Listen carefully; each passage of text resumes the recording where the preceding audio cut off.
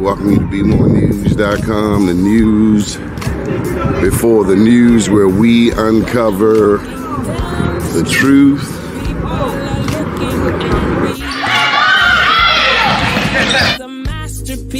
An accent. We need God. Because only God can bring us out of this mess.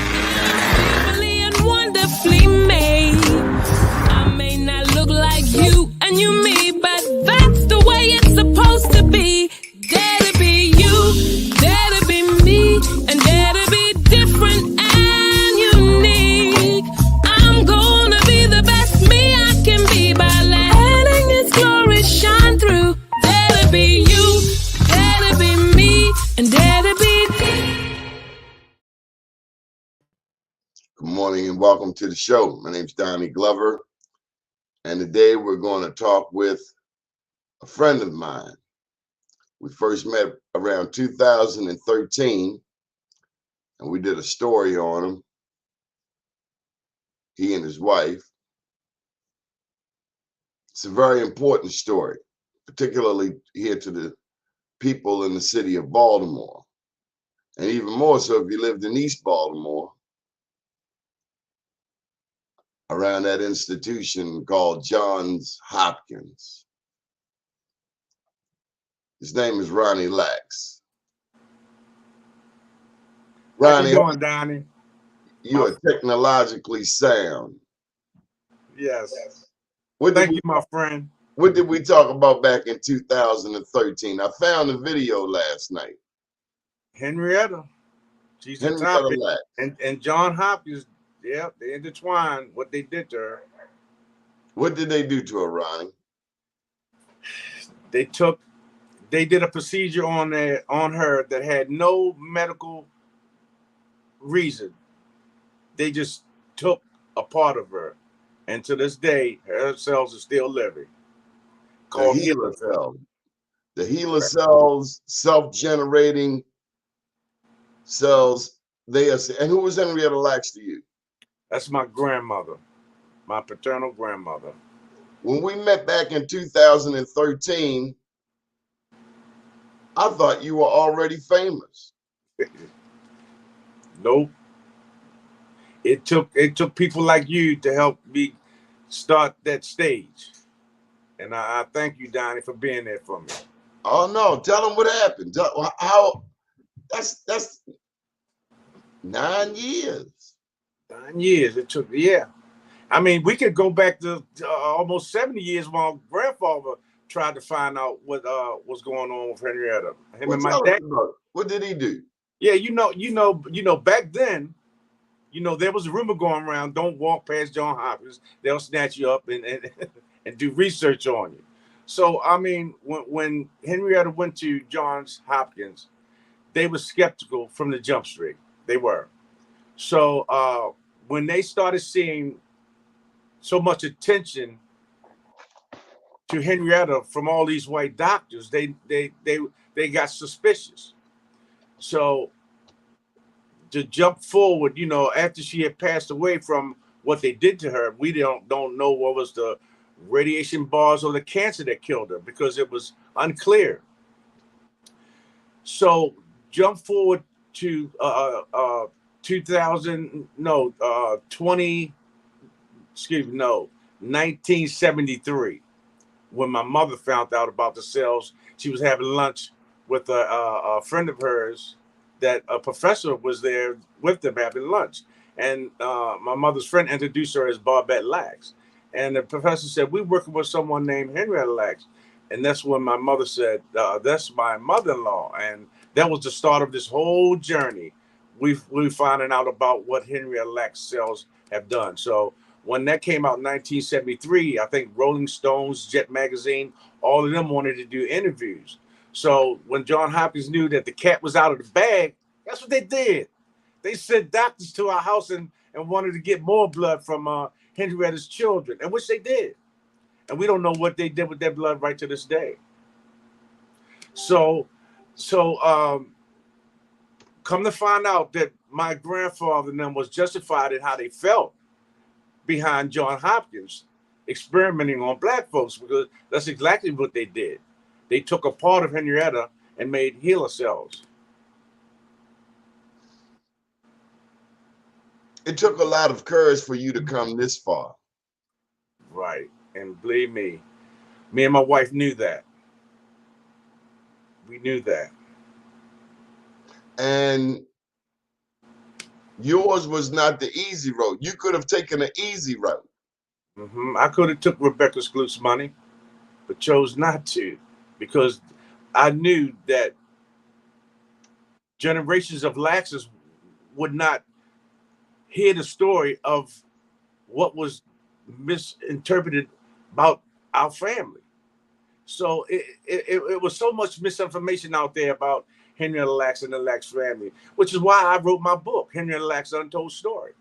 You know, I shared with you that this author from Brooklyn, a Latino guy, did a story on the 1983 championship Dunbar team. Mm-hmm. And there was such excitement around this book. Mm-hmm. That being an author myself of my own 2 books, I didn't want to read what somebody from Brooklyn wrote about my homeboys.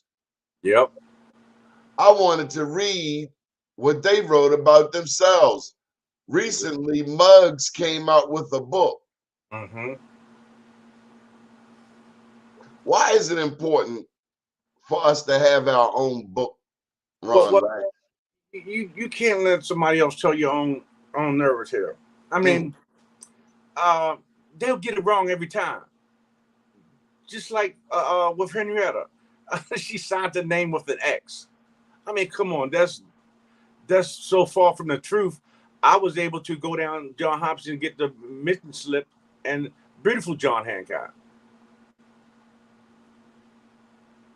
Who was Rebecca? Who was this lady, Rebecca Skloot? Rebecca Skloot. She's the one that wrote The Immortal Life of Henrietta Lacks. And She's the one Oprah went and brought on. Exactly. So you mean a billionaire like Oprah let this Rebecca Skloot, who looks nothing like you or yours, come to East Baltimore on top of the sins, the crimes, the wrongs done by Johns Hopkins to Henrietta Lacks? Oprah supports this woman from another community to come back and stick your family up again. Yes, she did. Yes, she did. Bad job, Oprah. Yeah. What did this woman Rebecca take from you, from your family? She took almost everything from our family that should have been recognized as an achievement from the Lacks family. I mean, her cells is a miracle in itself. I mean, if they would have embraced her back then, what my grandfather saying, these cells is doing some amazing things. Can we get permission to use them? And we'll share in this with you. I mean, that'd have been the right way to do things. It would have. But so these cells are self-rejuvenating, self-generating. Exactly. And there are no cells like this anywhere else in the world. No. Not that I know of. They're using these regenerating, they call them healer cells. They're using those cells to cure medical conditions for people, saving lives. Correct. And testing them in space to see what happens to the human body in space. With Neil Armstrong. Yep. They went up there with them. And they got them from your grandmother. Yep. But they don't want to give you your cut of the money. No. Matter of fact, they try to buy some of your family members off for what you and your wife feel was for cheap. Exactly. I mean, it did. The level of what they was trying to do, what should be done is totally different. I mean, immoral, unethical, exactly. disrespectful, criminal. Yes, And he thought you wasn't going to find out. exactly. They didn't see me coming. That's exactly what it was. They thought that I would fold, but You did know, not. they say that pride goeth before the fall. Yep. For those who don't know, Henrietta Lacks was a black woman whose cancer cells are the source of the HeLa cell line, the first immortalized human cell line, one of the most important cell lines in medical research. She died at Johns Hopkins October 4, 1951. She was married to David Lacks, and her full name was Loretta Pleasant. Is that right? That's right. She had changed the name to Henrietta. She had a lot of siblings. Yes, she had siblings. She sure did. You know, when the Europeans went into Africa, they would divide and conquer. They pay you $5 and they pay me $10, and they tell you that I talked about your mother, and they tell you that I talked that, yeah, the vice versa. And me and you fighting, and we don't even know why. Exactly. That's exactly what they did to my family, divide and conquer. And they did it well. They almost got away with it until my book gained the attention of Mr. Crump and Mr. Seeger. Together, they took on this unprecedented case, unjust enrichment and genetic justice. The Lex family, we are so grateful for them too, because they 70 years in the making. They finally got us through the courtroom doors, and I tell you, I felt my ancestors cheering me on, because it was amazing victory to just walk through them doors, just to be heard. Tell me about this, Ron. You and I have talked offline, and people might think we're crazy, but they can think what they want. You talk to your ancestors, and I certainly talk to my ancestors. You talk to Henrietta Lacks. Did she tell you keep going? All the time, she got. First of all, she guided that professor to lunch with my mother. I mean, what are the odds of that? You know. So from that, you know, uh, my parents, they tried to get justice back then, but the doors wasn't open to them back then. It wasn't time. So Henrietta was trying to work her magic, but it wasn't time. So when I got an invite to Texas, Hitchcock, Texas, at Greater St. Matthew's Baptist Church. Hitchcock, Texas. That sounds a little dangerous. But it wasn't. They were some of the nicest people you ever want to meet. And they called me up on the phone, call, and she said, Ron, we got your book, and we're doing a play on Henrietta Lacks. We would love for you to come down and talk about your book. And it was my first invite. So I was very thrilled and pleased. So they flew me on down there, and I watched the play, which was a beautiful play. It's on YouTube if you ever want to look it up. It was the singing and the vision of everything of what they was doing with that play was awesome. So in the congregation, I met Sam, and he said, "Would you like for me to introduce you to Ben?" And I said, "I sure would."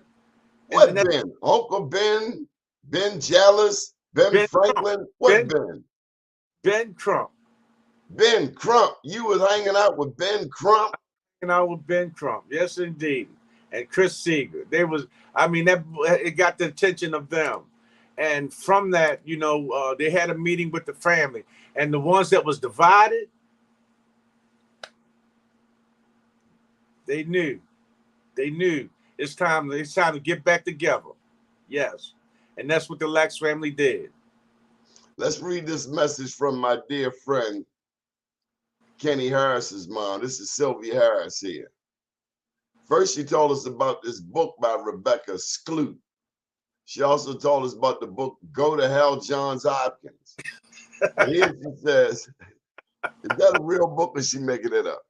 She said the horrors perpetrated against his disabled sister in the state system only shows the diabolical barbarism. You know, a lot of times they want to call us uncivilized. Yeah.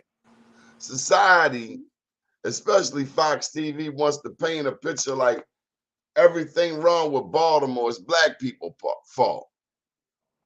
They point out the shootings every night, but they don't point out that we don't have one new recreation center in East or West Baltimore. I ain't talking about renovated, I'm talking about brand new. We got 2 new football stadiums, but we got some 25 schools that have to close because there's no air conditioning. So no matter what the Democratic Party tells me, I know they could care less about black people. Right. I mean, Donnie, you know, we can go down that rabbit hole, right, of what they put in black areas in East Baltimore that cultivated what's happening basically to today. I mean, they introduced the drugs and whatnot to East Baltimore. And, you know, like I said, I don't want to go down that rabbit hole because it's a deep one. And I know you know what I'm talking about. That was introduced into the black neighborhoods. And it took a strong... Baltimore is a heroin town. Yeah, but it was introduced to Baltimore. They figure they keep us high, we won't wake up and see what's going on. Exactly. I remember a time I could go to Dunbar High School, my institution where I'm an alumni. I could go and I could park on Orleans Street in front of the school. Do you know that now in the 1400 block of Orleans Street, you got to pay a meter? Yep. Yep. Why? I have no idea. Johns Hopkins. Yep. They want everything. They want all the parking spaces. Truth be told, they want Dunbar gone. Yeah. I wouldn't doubt that. You better not move. That's what my mother said. You better not move. You better not come in here crying. So you know what you got to do. Put them up. Yep. You got to fight. Fight for it. That's right. That's what I did. It's unfortunate, Ron, but as long as you black and in America, you gonna have to fight. And remember that some people are so afraid of you, they run out and buy all the guns and bullets they can find. And truth be told, they're cowards. Right. Because they wouldn't bust a grape in a fruit fight. But give them a gun, it's no different than with these hoppers out here. You know, one thing about black folks, we are very patient. I mean, we've been in this struggle for a long time, and we wait a long time for justice, and most of the times we prevail. So just keep fighting. Don't let no one tell your narrative. Tell your own. And that's how I found out that regardless, I'm me going up against Goliath, I will still knock him down. Hey, Henrietta Lacks made you to be David. There you go. There you go. I knocked him down. Smooth stone. You remember this journey because you was there, and I listened to the interview. We were full of excitement in 2013. Yep. Yep. It was like the opening salvo. Come on, Rob. We're going to pop this dude. Yeah. He's been taking that lunch money far too long. You hit him with a left, I'm going to hit him with a right. But we're going to connect this time. Yep. Yep, exactly. My man, Donnie Glover, was right there in the beginning. William Hornblue says this is why we need to share our stories. Make sure you talk to your children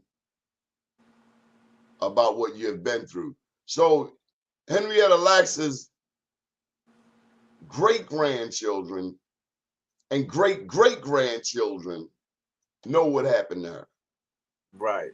They won't have to go through what the earlier generation went through. They won't have to go there. They're going to know the truth about Henrietta. Because, like I said, I got to tell my own narrative. We're not hearing it from somebody else. You know, but basically what white America tried to tell everybody else who Henrietta was, they have no idea, because some of the main characters in my family did not speak freely about Henrietta like they wanted to, but they did to me. So this lady who wrote this book, the one that Oprah promoted, Rebecca Skloos, did she actually steal your family photos? Now I know she came to you, hey, can I get some photos from a book? We haven't received any back yet, none. And unfortunately, my aunt passed away before the book came out, so she was the one that was working with Rebecca Skloot, and she the one that gave Rebecca Skloot the photos and everything. So she had carte blanche to say anything she wanted after that. I mean, matter of fact, she labeled my aunt as schizophrenic and crazy. Wouldn't nobody have called my aunt that but Rebecca Skloot.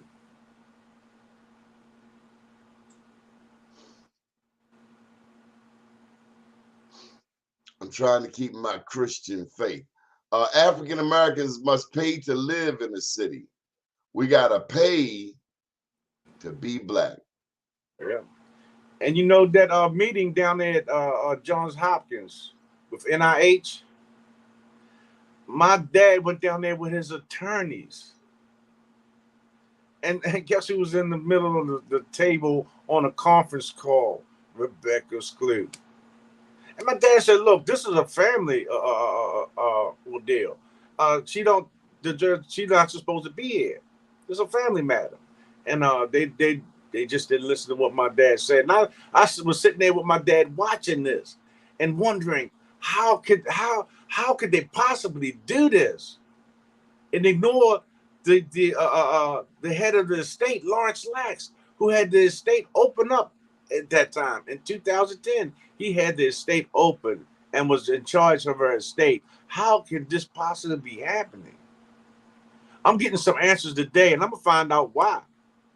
They gave that Rebecca Skloot gave permission to Johns Hopkins to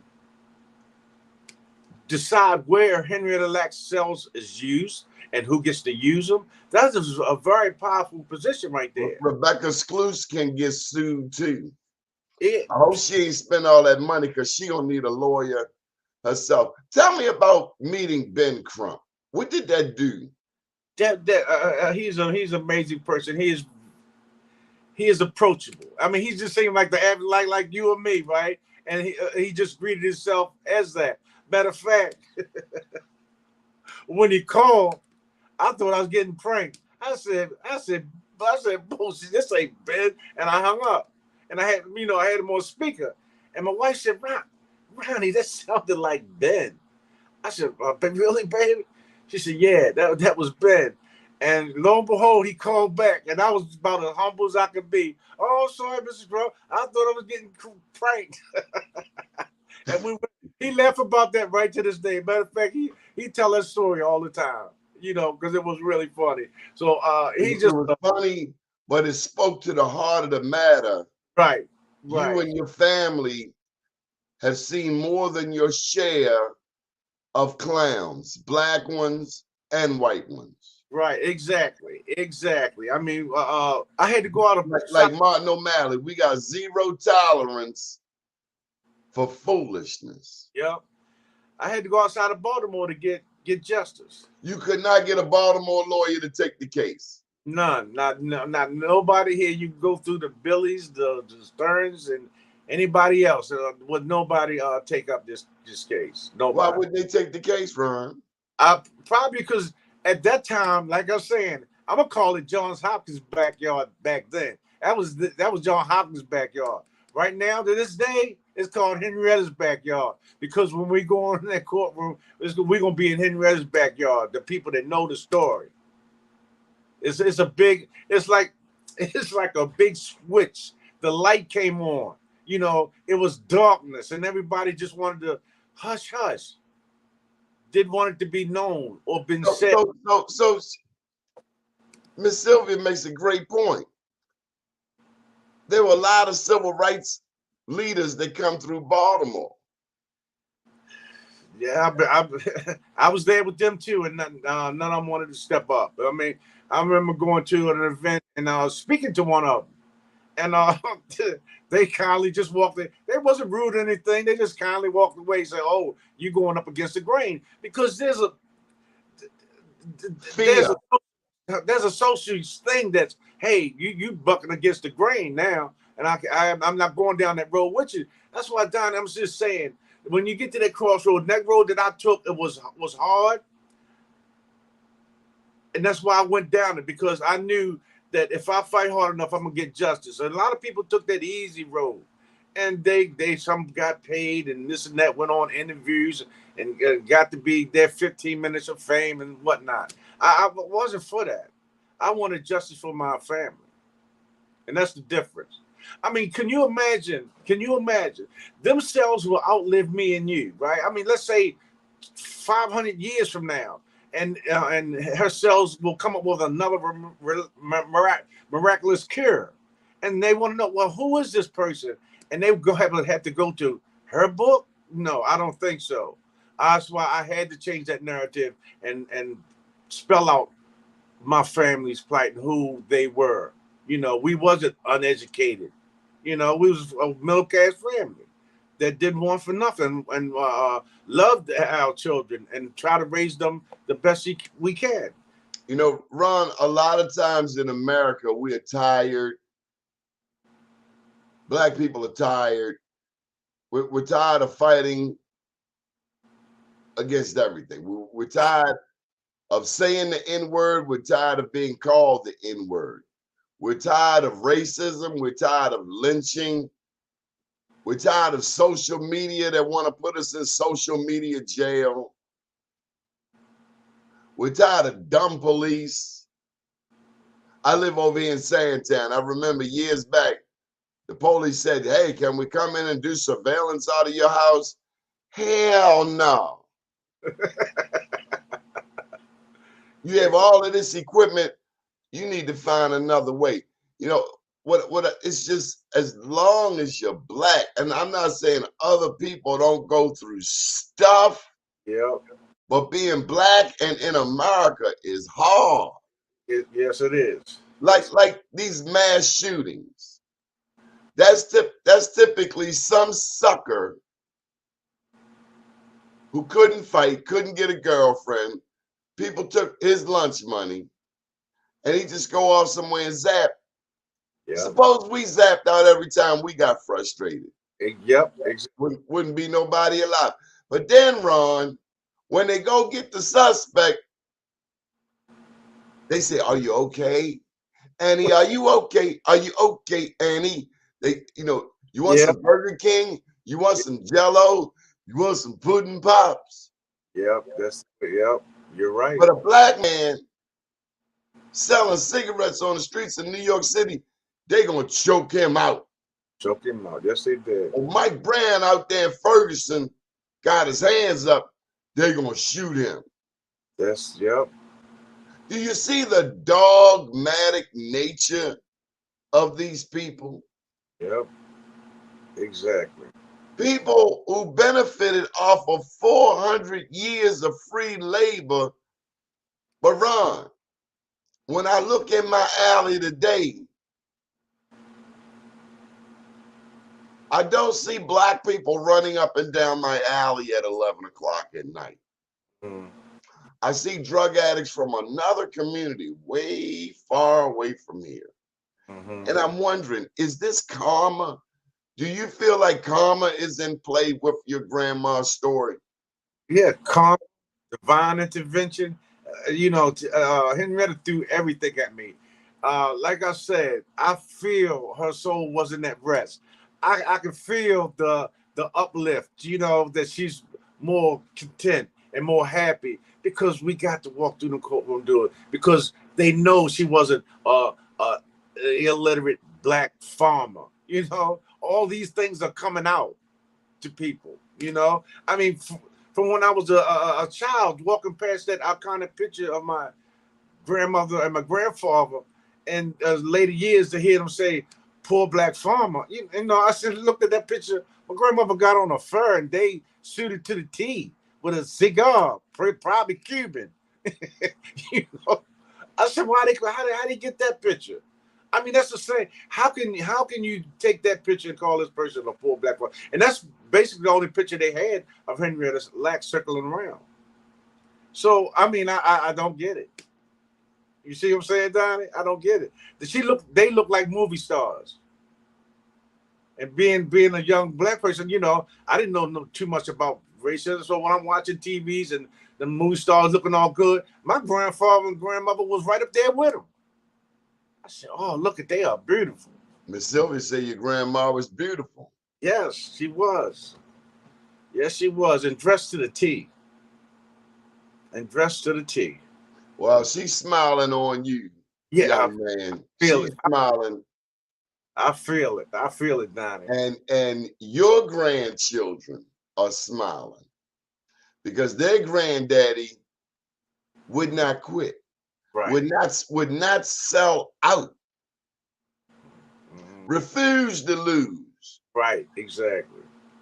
See, your people told you what my mother told me on the corner of Patterson Park and Lanville about 1968. Don't come in here crying. Yeah. You better go back out there and fight. Go back out there, stand your ground, boy. Yep, my mom was same way. 3 years old. You got to fight. Same way. You got to fight. You can't let nobody take nothing from you. You better not start it, but you better finish it. Don't come in here crying. At that point, you look at the bully and you look at your mother and you realize this bully gonna get their ass whipped. Yeah. Because she ain't whipping me. That's right. That's right. I'm whipping them. That's right. That's right, Daddy. I remember they got me down at Patterson Park in North, Red Rooster, I think it was. Yep. About 1969. I shouldn't have been down there with no $5 bill. Too much money. Tell me about the East Baltimore you grew up in, man. You remember Model City? Man, I was raised right there on Biddle Street.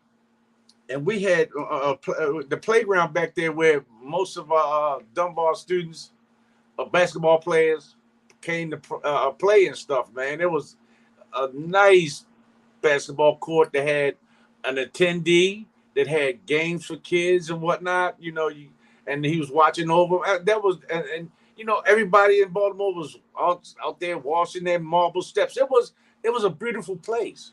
It was until drugs was introduced to East Baltimore.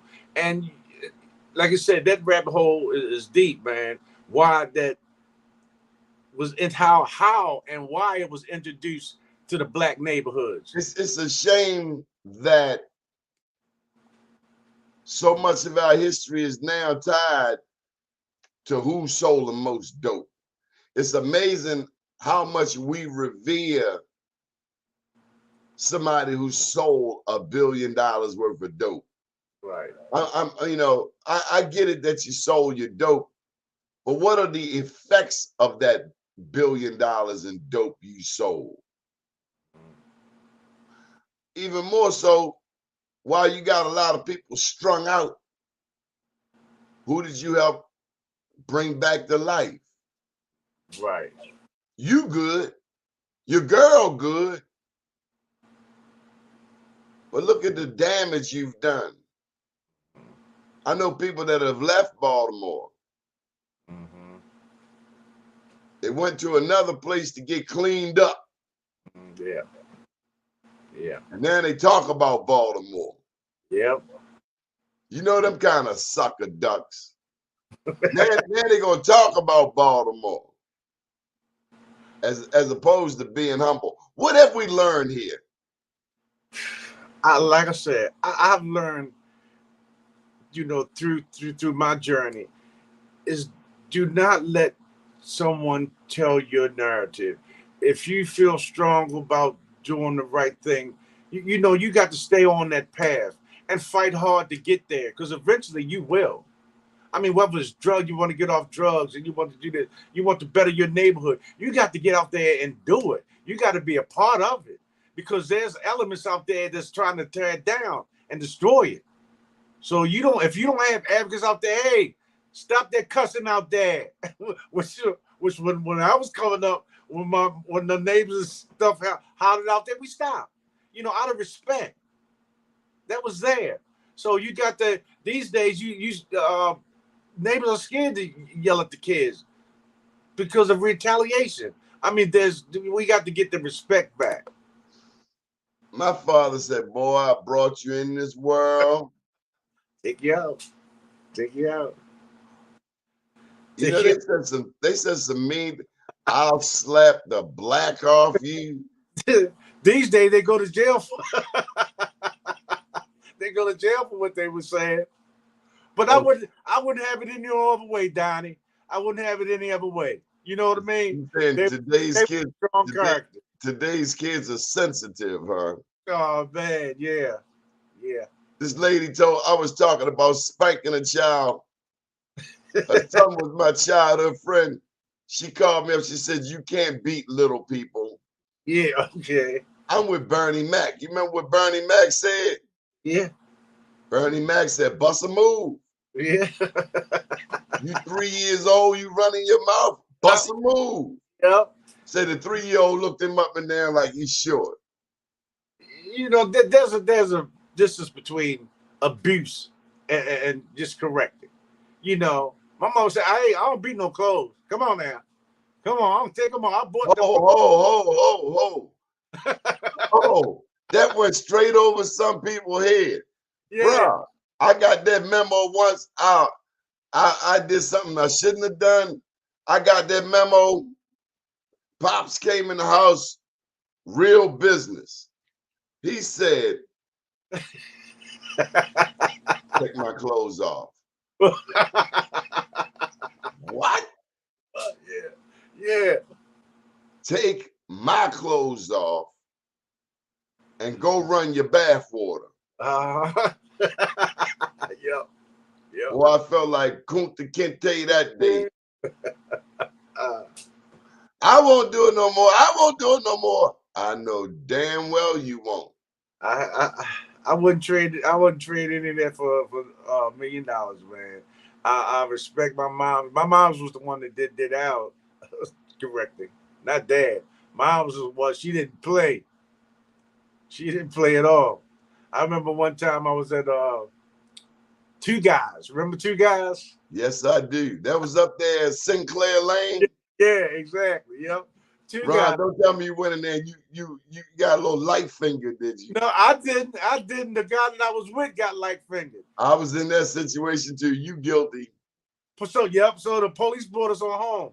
And he told my mom, he said, no, he wasn't one that was stealing. The other guy was trying to stuff it in his pocket. And my mom said, yeah, okay, you shouldn't have been there. Come on, whack him. I remember when Sears was at North and Hartford. You remember Sears? Yeah, right. It's a courtroom now. I remember people was running in and out that joint with everything. There was a cat in West Baltimore.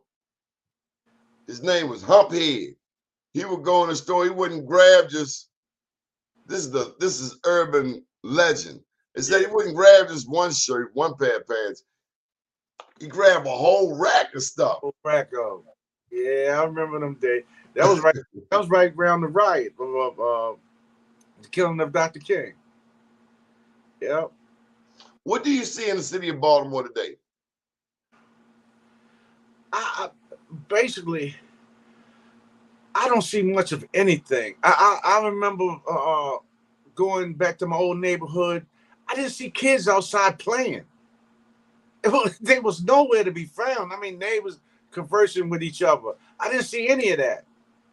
And this was over in Morgan State area where I lived at. I didn't see.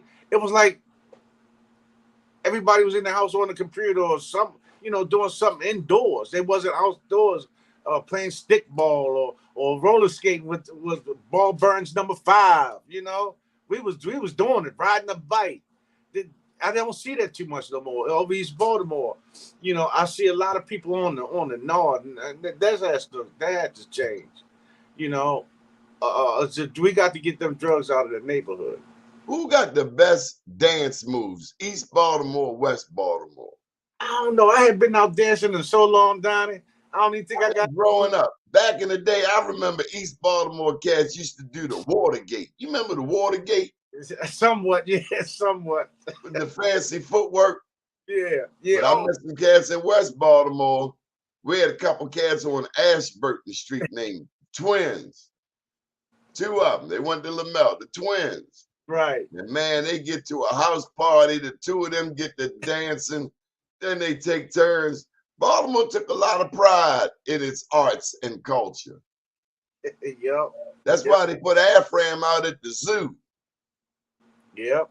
Because y'all got too much culture. Yep. I mean, we used to, oh man, Wyman Park. I mean, we used to always have, Baltimore used to have a good time. Well, they ain't got a lot of love. Any final thoughts, Ron? Thank you for taking the time out to spend it with us, to bring us up to date on your efforts on behalf of your grandma and your family, despite all that was robbed from you by the likes of Becky. Becky gonna get hers. She'll get hers, yeah. One day Becky gonna be walking somewhere she shouldn't have been walking. Yep, yep. You know, she gonna get a little tap on the shoulder. Yeah. Come here, Becky. Yeah. Let me sit down and talk to you, Becky. Exactly. So many people want to take from us. Yeah. But when I hear you talk about your grandma, what memories do you have? I don't have no memory of my grandmother at all. You know, she was gone before I was even born. So trying to get information from my dad was jaw dropping. You know, because what's the lesson in that? He witnessed her dying. He witnessed her where she went from this vibrant woman to a shell of herself. So it was hard for him to talk about it. So when Becky's book came out, you know, he knew that he had to talk about his mother, so the world would know, because it became publicized then. So he opened up to me, and he cried all the way, talking about, you know, what had happened. And he told me, he said, Ron, he said, she almost at one time was smelling like death, because I mean, come on, can you imagine radiation bars being stuck up in you? I mean, they was killing that woman. Experimenting on her. Experimenting. I mean, to this day, we think that if they had left Henrietta alone, that her cells would have finally beat them cancer cells, because what they was doing all along. They was beating them cancer cells. Yeah. I'm sure your grandma, your dad, everybody's proud of you. You also remind us that no matter the odds, yeah, if Henrietta Lacks tell you go out there and fight, you better go out there and fight. Exactly. Exactly. You don't want to get a visit in the middle of the night. I felt it, Donnie. I felt it. Now, I told you to go out there and fight. I felt it. I felt it. Imagine how somebody's cells take a piece of, and their cells is they're still living. That's Henrietta. That's not healer cells. That's Henrietta. I mean, I had to humanize my grandmother.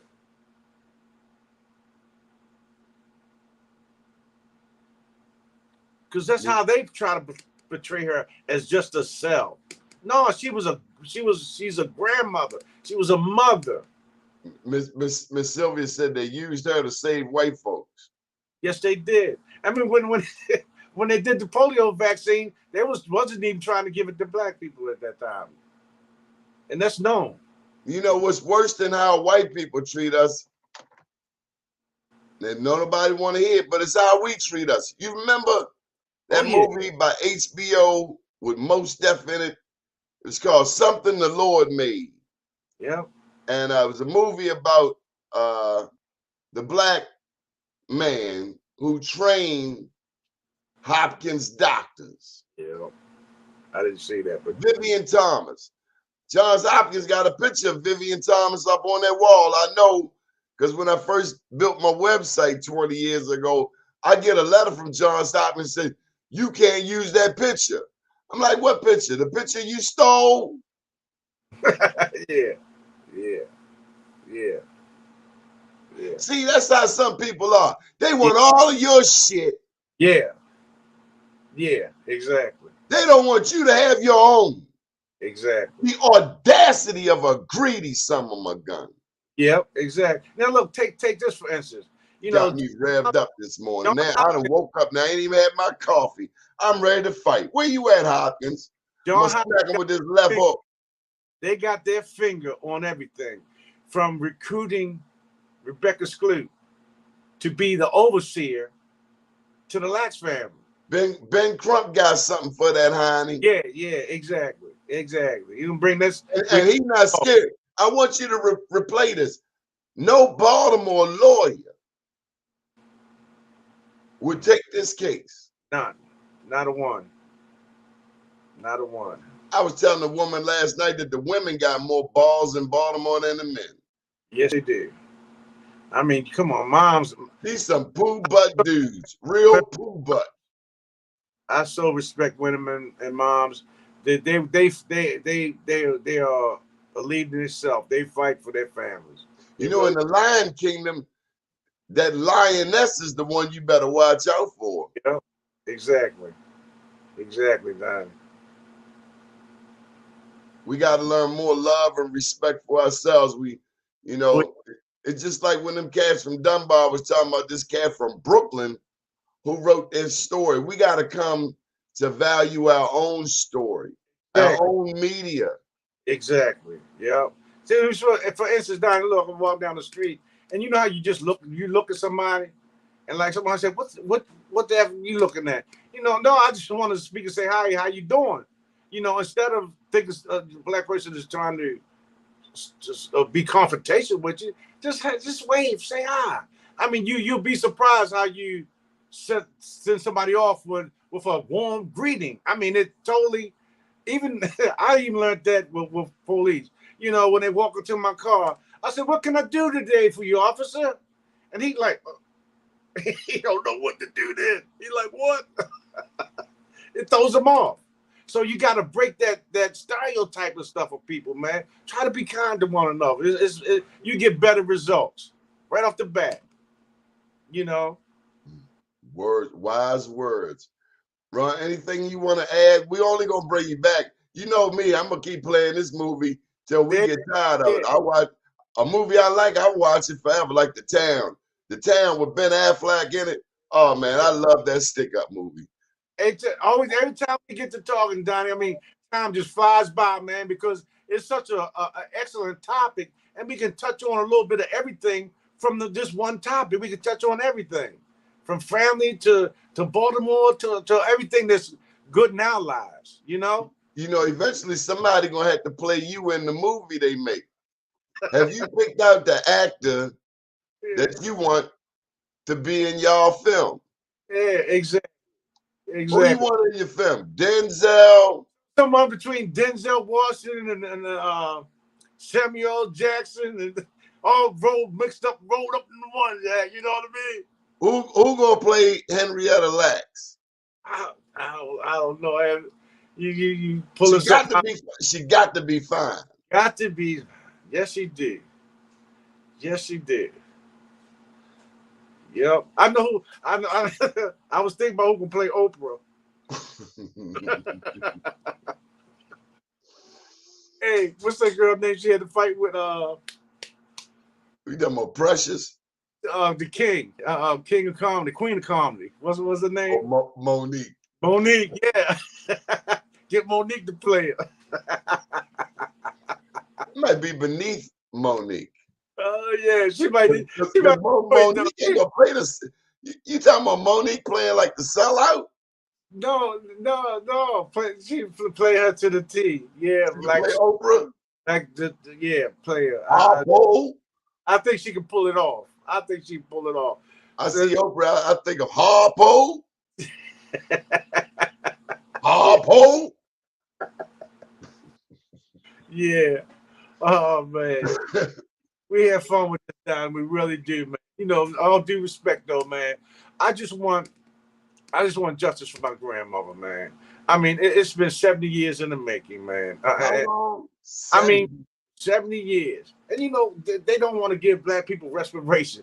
I mean, but yet they're gonna take my grandmother and sell her body parts and not try to share it with the family. And see, that's how you know the Santa Claus was a black man. Because they ain't giving you jack. ain't giving you nothing. Don't want to give you nothing. I'm trying to tell people laugh at me. If you look up Santa Claus, you'll find out he was a black man born in Turkey. Yeah, yeah. Because certain people ain't giving you no gifts. Give you gifts. We come in there to take all your gifts. Kind of like one of them house parties back in the day that went awry around Christmas time. It was a house party in West Baltimore. And damn if they ain't take them people Christmas gifts and everything. I hope they got on with empty boxes. But, you know, we supposed to be down in the basement in the blue light party. Oh, yeah. But something got ugly upstairs. My father said, don't bring nobody in my house. Wasn't going to be no house parties in my house. But those was good old days. It was probably a fight, but wasn't no shit. My daddy said, don't let nobody in here. You just fought your way out, Don. It wasn't no shooting. I tried that one time. He beat up everything. He beat up me, beat up my buddies. And you ever get your butt whipped while somebody's telling you something? Yeah. I told you not to. Yeah. My cousins, they listen. My girl cousins, their daddy told them don't let nobody in here. Me and my daddy went over our house. And they like, we can't let you in here. You remember Lavelle Crawford?